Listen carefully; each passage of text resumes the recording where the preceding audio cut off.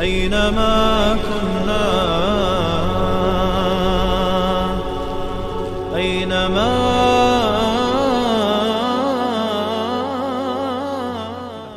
یه مسلمان گفته میشه ترک گناه، میگه نه ما الحمدلله که گناه نمی کنیم. غیبت نمی کنید، غیبت حالا یه وقتی. سوء ظن ندارید، تهمت نمیزنید، تو قلبت بغض و کینه و حقد و حسد. وقتی نگاه بکنید به زندگی یه مسلمون، از سر و کله اش گناه میباره اما تصمیم نمیگیره بر ترکش. ترک گناه و معصیت جزء برنامه‌مون باشه، تصمیم بگیریم. اگه قلبمون نسبت به دیگران درش حسادت هست، حسادت حسنات انسان رو میسوزونه، نسبت به دیگران حسودیم. اگر بغض و کینه دارید، قهرید. ما کسایی داریم از نزدیکترین افراد فامیل و خیشاوند خودشون قهرن، نه یه ماه، سالهاست. خواهر با خواهر، برادر با برادر، خواهر و برادر، با عمه با خاله با عمو قهرن، پشت کرده ان. پیغمبر میفرمایند علیه الصلاه و السلام لا يدخل الجنه قاطع رحم. ما چطوری میخوایم وارد بهشت بشیم در حالی که رابطه خویشاوندی رو قطع کردیم؟ و پیغمبر میفرمایند علیه الصلاه و السلام کسی که رابطه خویشاوندی رو قطع بکنه وارد بهشت نمیشه. خودمون رو آماده بکنیم، دلهامون رو پاک بکنیم. سالهای سال افراد هستن با همسایه قهرن، با مسلمون قهرن. مگه نمیدونیم که الله عزوجل به نامه اعمال و عملکرد انسانهایی که بغض و کینه دارن قهرن، نگاه هم نمیندازه به نامه اعمال و عملشون. هر هفته روزهای پنجشنبه و دوشنبه در رمضان و غیر از رمضان اعمال بندگان خدا بالا میبرن فرشتگان نزد الله عزوجل. اون دو نفری که از هم دیگه قهرن، خدا دستور میدهد که اعمال اونها رو و نامه اونها رو بر بگردونید تا صلح نکردن و آشتی نکردن. من به پرونده و عمل اونها نگاه هم نمیندازم. چطوری نماز میخونیم، روزه میگیریم، قلبمون مالامال از بغض و کینه و حقد و حسد هست، نیتها و آرزوهای بد. شب میخوابیم با نیتی که نسبت به یه مسلمان نیت بد داریم. دلمون رو پاک بکنیم، اخلاقمون رو پاک بکنیم، از دروغ، از غش، از غدر، از خیانت پرهیز بکنیم، توبه بکنیم. غیبت یکی از بدترین گناهان است، گناه بزرگ. شبانه روز از ما می رود. در هر مجلسی بنشینید، خیلی نادره که در اون غیبت صورت نگیره.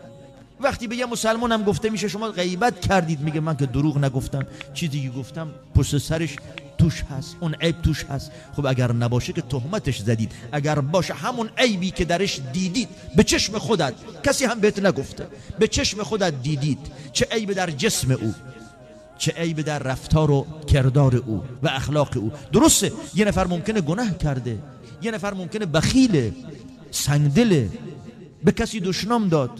شما جلوشو بگو، نصیحتشو بکن، پشت سرش بگید فلانی چقدر آدم بخیلیه، تموم شد و رفت.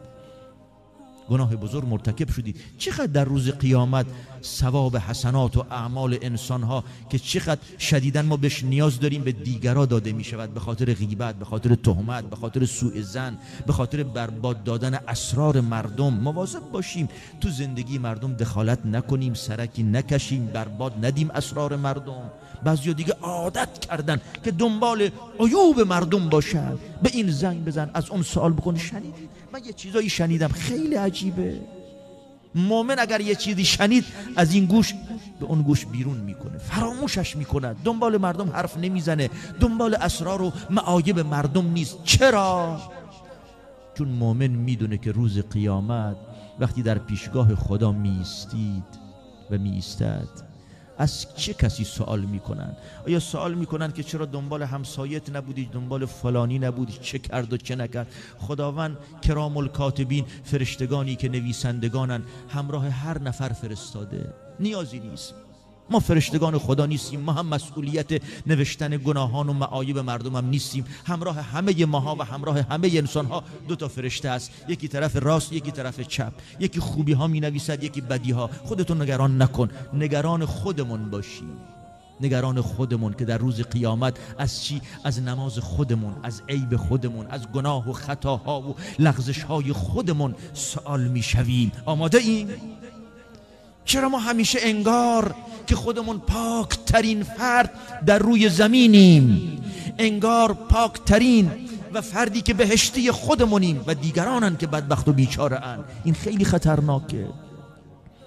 اگر ما همیشه دنبال گناهان و لغزش ها و عیوب و بدبختی های خودمون بودیم، دیگه فرصت پیدا نمی کردیم که دنبال مردم باشیم و غیبت بکنیم و از این و اون حرف بزنیم.